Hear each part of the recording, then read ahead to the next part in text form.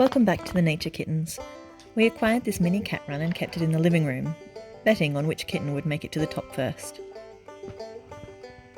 Oh, midnight, go midnight. Is that the best way to get up there? Maybe. Go Dawn!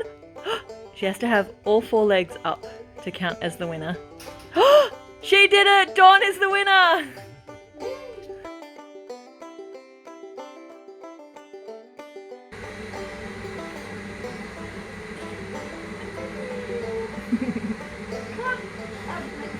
Your feet are in the video. Yes, that's good. Hi, Cloud.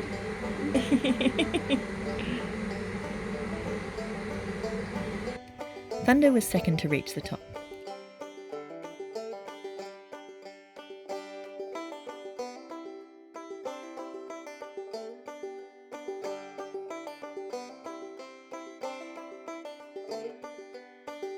We called this enclosure the Cat TV because Tim broke his wrist and spent a lot of time on the couch unable to do much.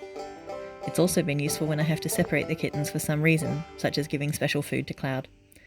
It's also been useful for Tabby Time Cat Encounters when I want to limit physical contact for one reason or another.